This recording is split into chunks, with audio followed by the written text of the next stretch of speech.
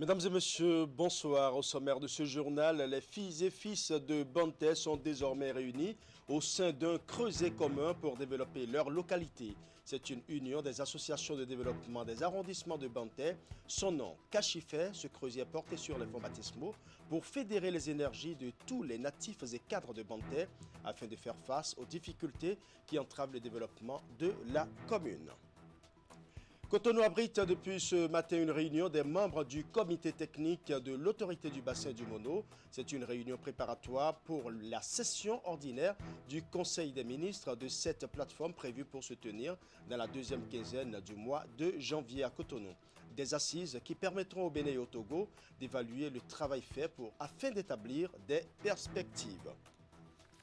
Nous parlerons également de la célébration des religions endogènes dans ce journal avec les manifestations officielles de Lobogo, une localité de la commune de Bopa dans le département du Modo, parrainé par le jeune leader politique de la 18e circonscription électorale et membre du bloc républicain Geoffroy Akossou. La congrégation nationale des initiés du Saint-Esprit Tron Alafia a prié pour le maintien de la paix au Bénin et surtout pour son chef de l'État, le président Patrice Talon. Voilà pour les titres, mesdames et messieurs, tout de suite, le développement. Les filles et fils de Bantais décident de fédérer leurs énergies pour faire face aux difficultés qui entravent le développement de leur commune. Ils ont à cet effet porté sur les fonds baptismaux ce week-end l'Union des associations de développement des arrondissements de Bantais Cachifet. À travers ce creuset, chaque membre de cette communauté se sentira désormais impliqué dans le processus de développement de la localité. Des précisions avec Imet Hélène Amosso. Fédérer les énergies pour provoquer de façon significative et dans une synergie d'action le développement de la localité. À Bantais ce week-end, les associations de développement des arrondissements ont décidé de se constituer en une union. Le regroupement fêtier a vu le jour avec cette assemblée générale qui a réuni dans leur diversité sociale et professionnelle les filles et fils de la commune. Ce sont des petits ruisseaux qui font de grandes rivières. Cette fêtière qui naîtra ne fera que nous aider davantage pour provoquer le déclic de notre commune. Nous sommes réunis pour nous réorganiser dans le sens de l'union et de l'unité, afin d'amorcer ou de poursuivre le développement de notre commune. Bantais traverse, selon les congressistes, une crise morale, sociale et de développement avec une certaine montée de la délinquance juvénile et de la criminalité, une tendance à inverser rapidement. Et pour que la nouvelle version de l'Union des associations de développement des arrondissements ne connaisse les mêmes problèmes que les précédentes, un nombre restreint de membres composés de personnalités a réfléchi sur les causes évidentes et probables d'échec. Ce noyau de personnes a aussi défini la conception et la manière de conduire le nouveau creuset. Bantais se meurt. Classée parmi les communes les plus pauvres du Bénin, la commune de Bantais est à la croisée des chemins. Une réflexion engagée par un noyau de cadres de la commune depuis 2019 nous a permis de remettre à jour l'impérieuse nécessité de nous mettre ensemble afin que les filles et fils de la localité soient effectivement un atout pour notre commune dans sa double quête de développement économique et social. En effet, nous avons pu recueillir les avis et conseils des uns et des autres patiemment, méthodiquement, et nous voilà aujourd'hui rassemblés pour la mise en place de l'Union des associations de développement des arrondissements de la commune de Bantais. Le bureau qui va être installé doit travailler à taire ces querelles et à faire en sorte que nous puissions travailler pour la paix. Toute la journée jusqu'à tard dans la nuit, les congressistes ont relu et amendé 5 documents qui vont régir le fonctionnement de l'Union. Un bureau dirigeant de 25 membres a également été élu. Il est dirigé par Souman Ouoké. Le nouveau président dit mesurer la portée de la tâche à lui confier et a promis s'y atteler convenablement. Aimons-nous et restons solidaires. Je promets d'être à l'écoute de tous les arrondissements et prends l'engagement de vous servir et de conduire le bureau à bon port. Nul ne sera de trop à l'œuvre de développement. À cette assemblée générale, 81 délégués d'associations venus des 9 arrondissements ont répondu présents. À leur côté, plusieurs personnes ressources et membres d'associations de développement d'autres communes ont travaillé pour mettre sur pied cette union. Le tout premier bureau dirigeant dispose de 3 ans pour relever les nombreux défis de développement auxquels fait face la commune de Bantais. La Commission électorale nationale autonome Sénat a rendu public ce lundi le calendrier électoral. À 3 mois du scrutin présidentiel, la commission chargée d'organiser l'élection a déjà planifié les différentes activités à travers un chronogramme bien précis. Les détails dans ce reportage. Le processus électoral est dans sa phase active avec la publication officielle du calendrier par la Commission électorale nationale autonome. Elle fait suite à la séance de présentation du projet de calendrier organisée le mardi 29 décembre 2020 par le même organe. Tout comme le projet, le calendrier officiel comporte 17 points qui sont les différentes activités et tâches à effectuer jusqu'au terme du processus. Nous allons publier et afficher la liste provisoire des candidats pour l'élection présidentielle. Nous allons publier les résultats provisoires du premier tour du scrutin à partir du 13 avril jusqu'au 15 avril. On se donne une marge de 48 heures. Il y aura ensuite la proclamation et la publication des résultats définitifs du premier tour des élections entre le 20 et le 25 avril 2021 par la Cour constitutionnelle. Au cas d'un second tour, nous aurons le déroulement du deuxième tour du scrutin le 9 mai 2021. Et puis la boucle sera bouclée par la proclamation définitive des résultats du deuxième tour de l'élection présidentielle, le cas échéant, par la Cour constitutionnelle entre le 18 et le 23 mai 2021. Le 25 novembre 2020, le Conseil des ministres a adopté le décret portant modalité d'élaboration du calendrier électoral. Ce décret autorise la Sénat à élaborer le calendrier en concertation avec les autres institutions impliquées dans l'organisation du scrutin. À cet effet, cette séance de concertation s'est tenue ici même le 29 décembre dernier et s'est achevée le 8 janvier avec les membres de la Cour constitutionnelle. À l'issue de ces concertations, la Sénat a élaboré le calendrier électoral de la présidentielle du 11 avril 2021 que nous avons le plaisir de rendre public au cours de cette rencontre et de le mettre ensuite à la disposition de tous les acteurs du processus électoral ainsi que de l'opinion publique nationale et internationale dans un souci de transparence. Après l'enregistrement des candidatures du 1er au 4 février, il y aura la publication de la liste définitive des candidats les 22 et 23 du même mois. L'autre date à retenir est celle de la campagne électorale du premier tour qui court du 26 mars au 9 avril, soit 2 jours avant le scrutin.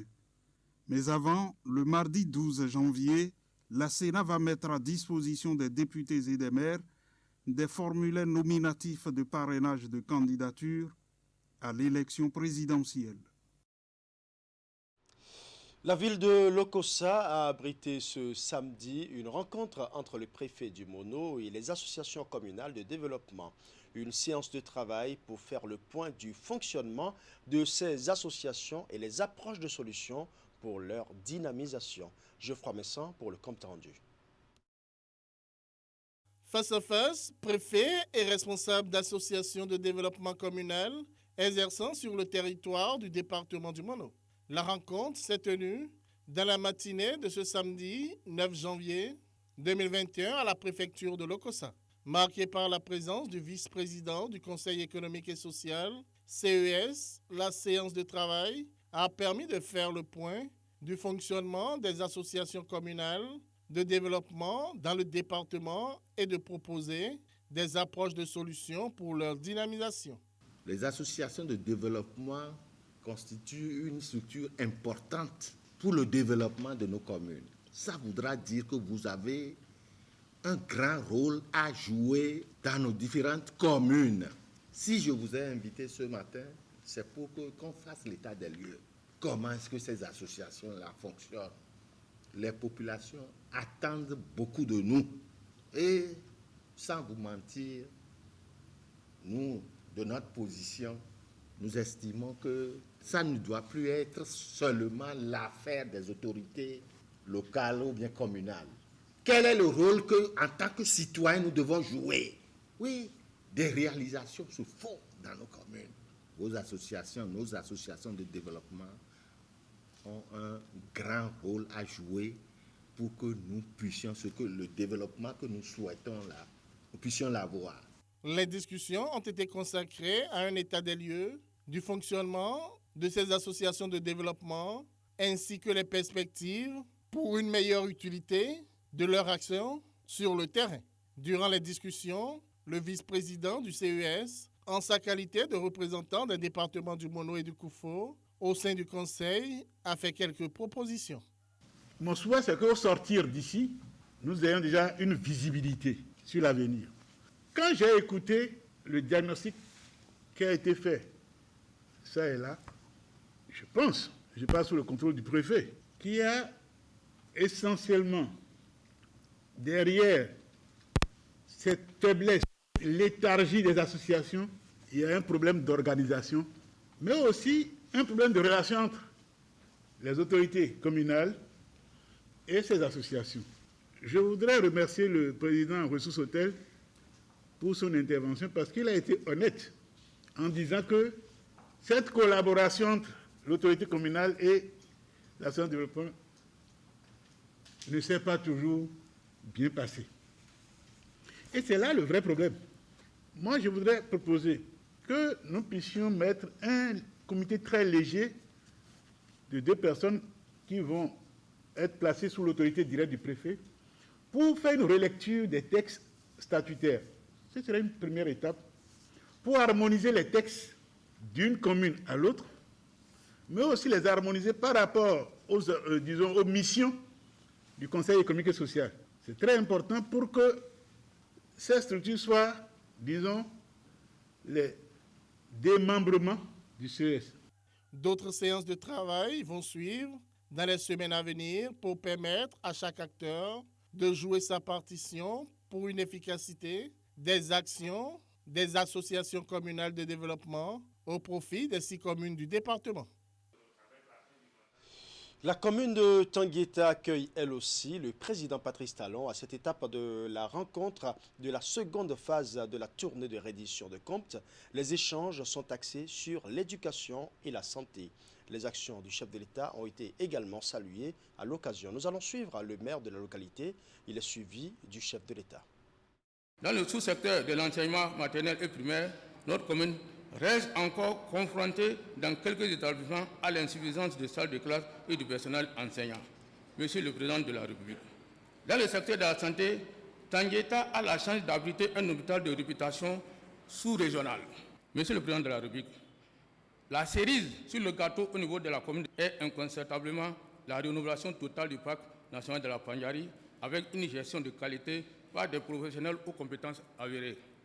Il y a 2 secteurs dans lesquels l'épreuve est de taille, l'éducation et la santé. En ce qui concerne la santé, nous manquons d'infrastructures, nous manquons d'équipements dans les infrastructures, nous manquons de personnel. Mais ça vient à partir de 2021, vous verrez que les promesses et les engagements pour accompagner le fonctionnement des structures de santé, aussi bien publiques que privées que partenaires, vont commencer à se faire de manière satisfaisante. Notre épreuve est de même ampleur en ce qui concerne l'éducation nationale. Nous aurons raison à davantage former nos enfants, à produire dans le secteur productif. Et la programmation qui est en cours, c'est que désormais, 70% de nos enfants qui sortent du système scolaire, quel que soit le niveau où ils sortent, que 70% soient formés au métier. Nous avons même commencé à envoyer des élèves enseignants hors du Bénin pour aller apprendre ces métiers-là de manière pointue. Donc, comme nous avons planifié déjà de commencer à construire les écoles dès cette année, c'est des dizaines qui vont sortir de terre dans le pays entier.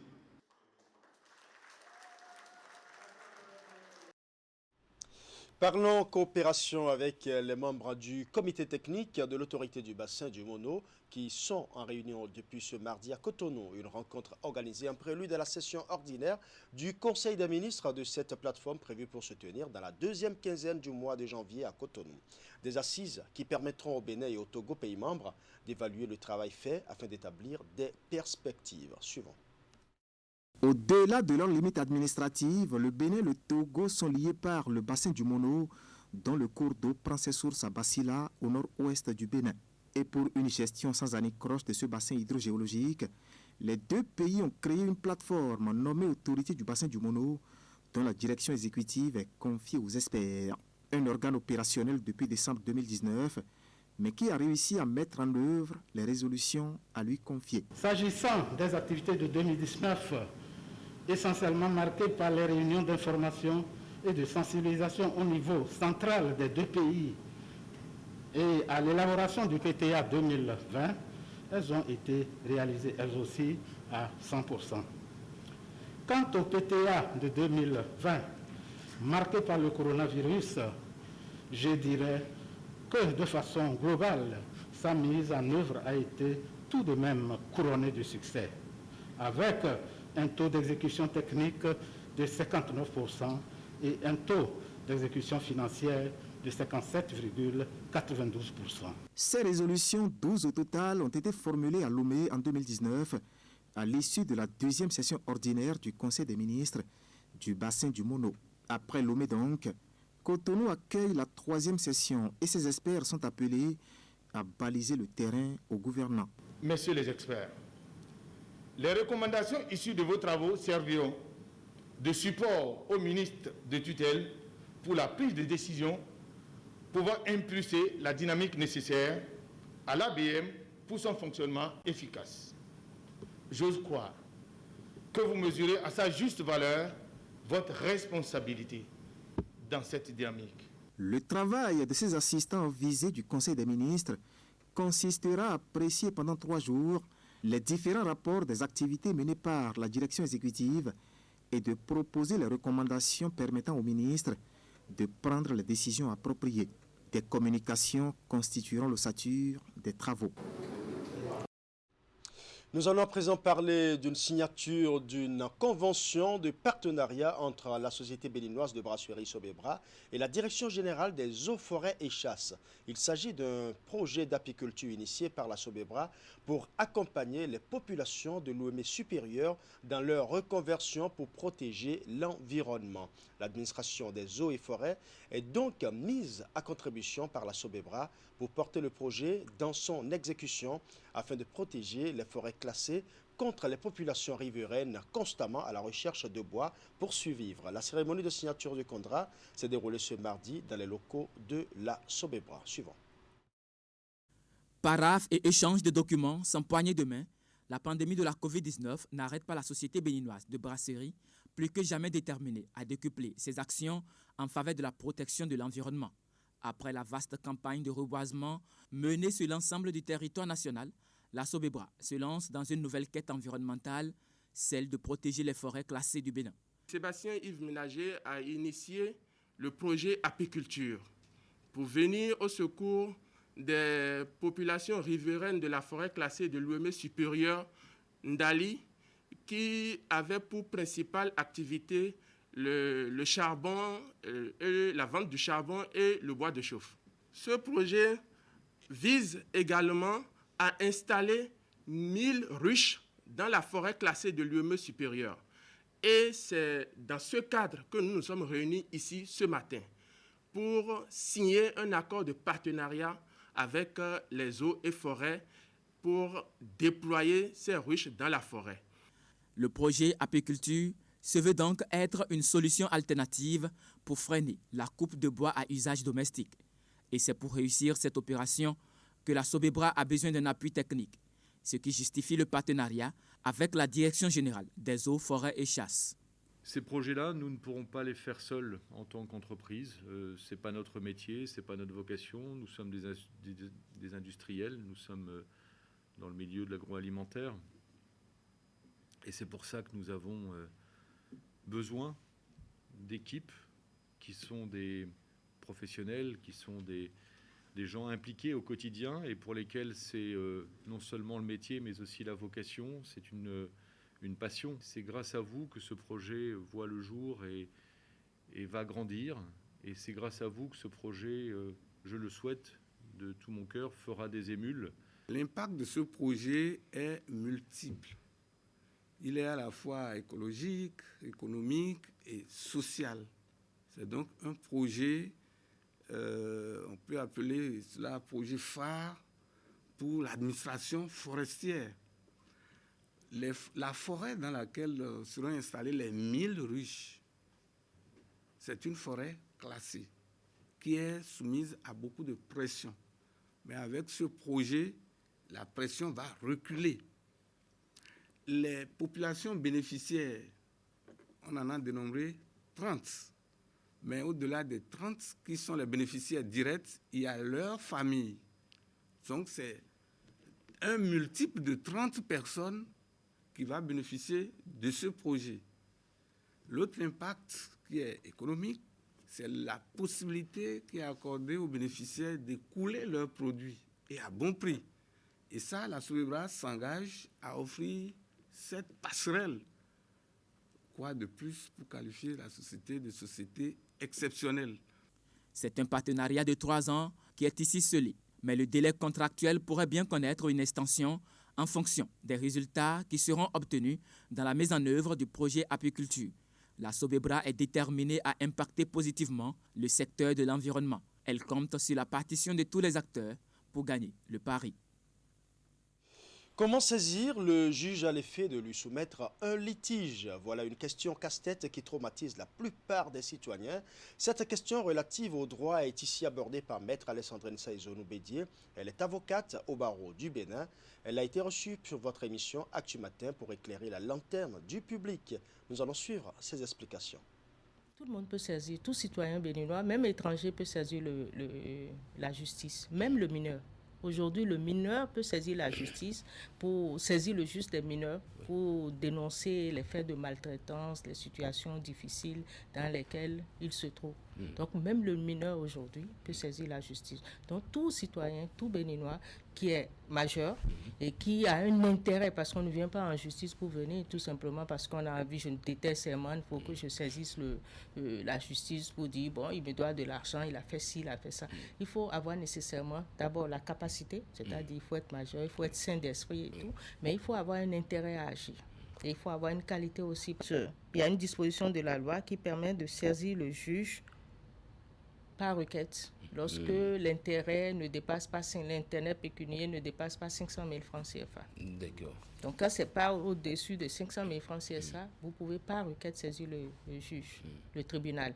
Mais quand ça dépasse 500 000 francs, vous êtes obligé de vous référer à un huissier qui délaisse une assignation à l'autre partie de comparaître. Et ça, c'est surtout en matière civile et commerciale. La personne n'est pas obligée, celui qui a un droit à faire valoir devant la juridiction n'a pas besoin nécessairement d'un avocat pour lui rédiger la requête. Il rédige la requête dans son français, puisque une fois que la requête est reçue par la juridiction, le président du tribunal, il l'oriente et le juge, à l'audience qui a reçu la requête, va lui poser des questions, pourra s'exprimer, expliquer mieux le contenu. Vous voulez faire rectifier votre date de naissance, vous n'avez pas de date de naissance, tout ça. C'est également par requête. En matière sociale, la procédure, normalement, c'est que quand vous avez des droits à faire valoir, vous commencez déjà par le préalable en saisissant l'inspection du travail. Tout à fait. Et lorsque la conciliation n'a pas pu, le dossier est transmis, c'est le PV de non-conciliation qui saisit le tribunal. Il y a le tribunal de commerce, par exemple, qui est compétent pour tout ce qui concerne les relations commerciales, les effets de commerce et autres.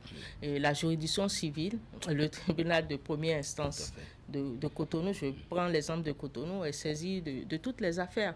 La matière civile, plus la matière commerciale. La matière civile en première instance, les questions de droit de propriété, les questions de divorce, l'état des personnes, les questions de...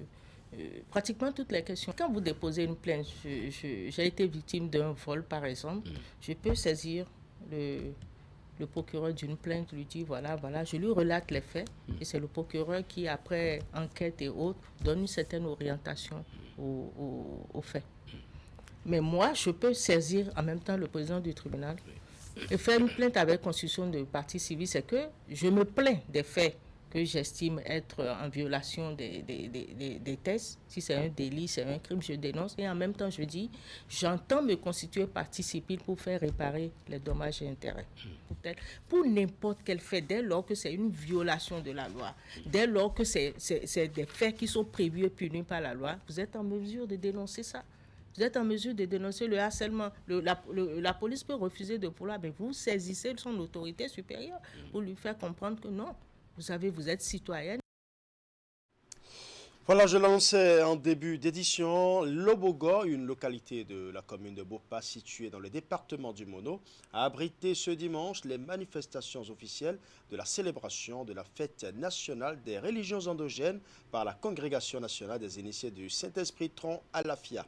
Parrainé par le jeune leader politique de la 18e circonscription électorale et membre du bloc républicain Geoffroy Akossou, les festivités ont été une occasion de prière pour le maintien de la paix au Bénin. Suivant. Voici le Tron Alafia, une des divinités du Panthéon vaudou. Cette dignitaire et adepte, sous la coupe de la Congrégation nationale des initiés du Saint-Esprit Tron Alafia, Séniceta Bénin, se sont donné rendez-vous ici à Lobogo, dans la commune de Bopa, pour célébrer l'édition 2021 de la fête nationale des religions endogènes. Le tronc, ce n'est pas un homme comme nous, ce n'est pas un animal, ce n'est pas un esprit planétaire, satanique, ce n'est pas un esprit malsain, malin, diabolique, ce n'est pas un esprit dérivé du pouvoir calme. Le tronc, pour ne pas dire le gros vaudou, est un esprit de candeur. C'est un guide universel. C'est un esprit sauveur, un esprit bienfaiteur. C'est un esprit saint. Le Tron Alafia ou Glovodou est un esprit unificateur de paix et de bonheur selon ses adeptes. Prières, libations et sacrifices lui ont été adressés durant la cérémonie pour la paix au Bénin et aussi pour conjurer les mauvais sorts.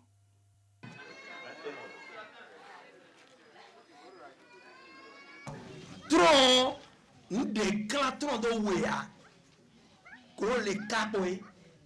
Des messages de sensibilisation et d'exhortation, ainsi que des animations folkloriques ont été également des moments forts de ces festivités, placés sous le signe du respect des gestes barrières à la propagation de la Covid-19.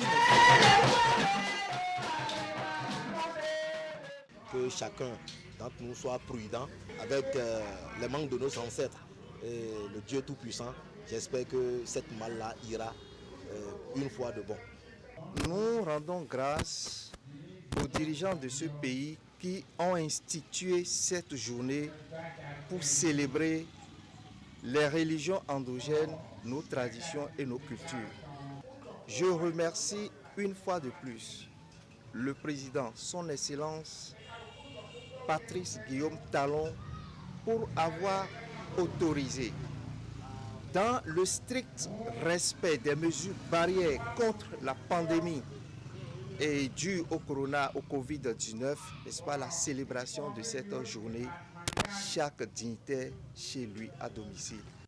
Parrain de l'événement, Geoffroy Akossou, jeune leader politique de la 18e circonscription électorale et membre du bloc républicain, a salué l'initiative. Il a partagé avec ses hôtes un message de paix et d'unité nationale. Je me protène devant la divinité que vous adorez et devant vous qui êtes ces hauts dignitaires et dignitaires ici présents pour vous dire du fond du cœur merci. Et je voudrais sincèrement que la bouche des hauts dignitaires que vous êtes, une pluie de bénédictions descende sur toute notre nation et sur ses dirigeants et en particulier sur la personne du chef de l'État, son Excellence Patrice Guillaume Talon, afin que sa gouvernance soit une réussite à tous les niveaux.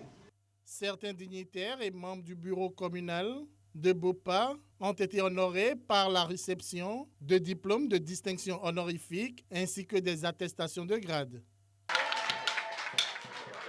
Toujours dans le registre de l'édition 2021 de la Fête nationale des religions endogènes, nous allons à présent faire un clin d'œil à la communauté nationale du culte vaudon du Bénin Racine qui n'est pas restée en marge de l'événement. Soutenues par le député d'Akwesoso, les manifestations ont été riches en prières, en libations et en sacrifices. Ils ont prié pour la nation et pour le chef de l'État. Voici le compte rendu de Geoffroy Vincent. Espace de célébration de la fête du 10 janvier à Grand Popo dans le département du Mono. Contrairement aux habitudes, la crise sanitaire liée à la pandémie de la COVID-19, qui continue de frapper la planète, a contraint les dignitaires du culte vaudou à des manifestations réduites à leur plus simple expression. Sous la coupe de la communauté nationale du culte vaudou du Bénin, CNCVB Racine, ils ont juste procédé sans tambour ni trompette, ici à des prières et libations aux divinités du Panthéon vaudou. Ils en ont profité pour consulter le phare sur le présage de la présidentielle à venir. Le signe qui est sorti est Djogbe. Il révèle que le roi dont on a besoin est déjà là, et donc de ne pas aller chercher loin, de le soutenir et que la paix va régner dans le pays. Agassa, Adan Yoro-Gedengue et les autres dignitaires du culte vaudou du département ainsi que leurs hôtes se sont aussi rendus au mausolée du feu Sosa Gedengue à Doutou dans la commune de Royagui. Ils ont ainsi pu s'incliner devant la mémoire de l'illustre disparu et également effectuer quelques rites et rituels.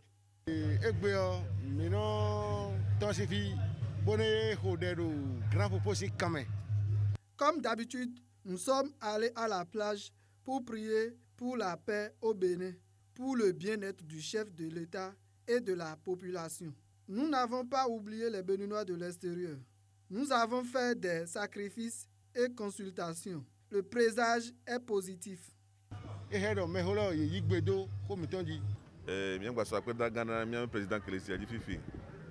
Nous saluons le chef de l'État et nous disons que sans la paix, pas de développement. C'est parce qu'il y a la paix ici que nous pouvons fêter.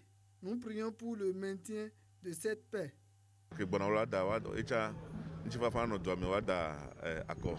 Cette édition 2021 de la Fête nationale des religions endogènes du Bénin est placée sous le signe de la lutte contre la COVID-19 et la paix.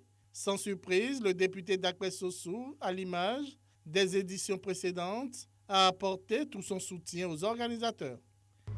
Déjà le vendredi, nous étions ici avec tous les présidents communaux du culte vaudou, tous les présidents d'arrondissement de culte vaudou et une première prière avait été déjà faite. Aujourd'hui, c'est la prière nationale. Je voudrais remercier tous les dignitaires, qu'ils soient à Grand Popo ou ailleurs, et qui ont prié pour ce pays, qui ont prié également pour le président Patrice Talon, qui ont prié pour des élections apaisées. Je remercie vraiment les dignitaires qui ont souhaité donc que le président Talon continue sur sa marche, sa vision. La fête s'est poursuivie principalement dans les couvents et habitations. Chaque adepte et dignitaire est appelé à prier et faire les sacrifices nécessaires pour le maintien de la paix au Bénin et une traversée de la période électorale prochaine dans le calme et la sérénité. Voilà, tout le plaisir était pour moi de rester en votre compagnie. Ce sera tout pour ce journal. Merci pour votre aimable attention. Bonne soirée chez vous.